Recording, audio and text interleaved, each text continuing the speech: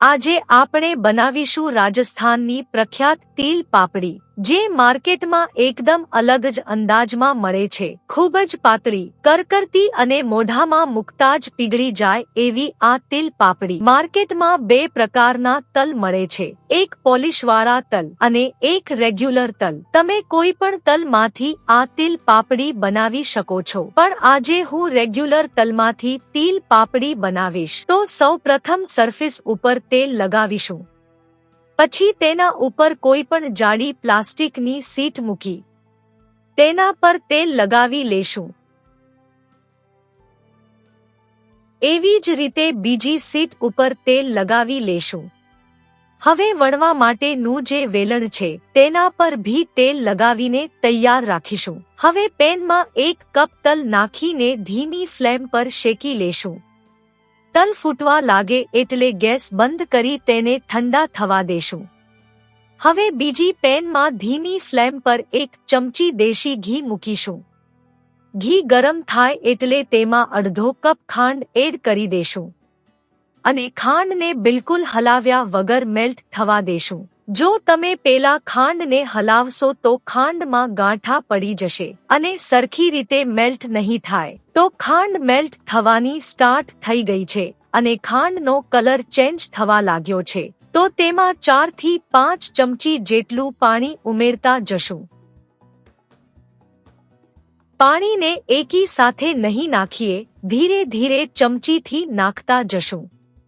પાણી નાખ્યા પછી તાવીથાથી આ રીતે સતત હલાવતા રહેશું, જેનાથી ખાંડ સરખી ઓગળી જાય। મેં અહીં મોટી ખાંડ લીધી હતી એટલે તેને ઓગળતા વાર લાગે છે। જો તમારી પાસે ઝીણી ખાંડ હોય તો તમે તેનો જ ઉપયોગ કરજો। તો તમે જોઈ શકો છો ખાંડ એકદમ મેલ્ટ થઈ ગઈ છે અને તેનો કલર ડાર્ક થઈ ગયો છે। તો તેમાં તરત જ તલ નાખી દેશું અને તલને સરખી રીતે મિક્સ કરી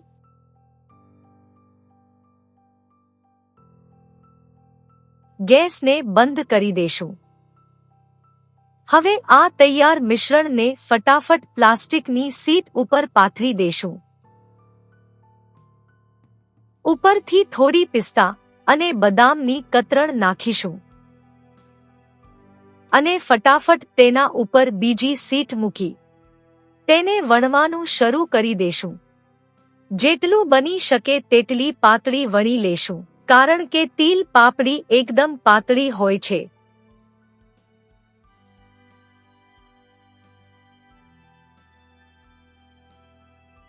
તો તેને 1 મિનિટ માટે ઠંડી થવા દેશું। તો જુઓ મિત્રો, આ રીતે બહુ જ સરસ પાતળી અને એકદમ ટ્રાન્સપેરન્ટ તિલ પાપડી બનીને તૈયાર થઈ ગઈ છે અને આ ઘરે બનાવેલી હોવાથી એકદમ સ્વચ્છ અને સ્વાદમાં તો માર્કેટથી પણ ઘણી વધારે સારી બને છે। તો જ્યારે પણ ખાવાનું મન થાય તો ફટાફટ બનાવી શકો છો। તો એકવાર આ રીતે જરૂરથી બનાવીને ટ્રાય કરજો અને મને જરૂર જણાવજો કે તમારી તિલ પાપડી ઘરે કેવી બની। આ તિલ પાપડીને તમે ઘણા દિવસ સુધી બહાર રાખશો તો પણ બગડતી નથી, એવી જ સરસ અને કરકરતી રહે છે। તો મિત્રો, આજની આ રેસીપી તમને કેવી લાગી કોમેન્ટ બોક્સમાં જરૂરથી લખજો। ફરી મળીશું એક નવી રેસીપી સાથે। જેસ્ટી રેસીપીસમાં।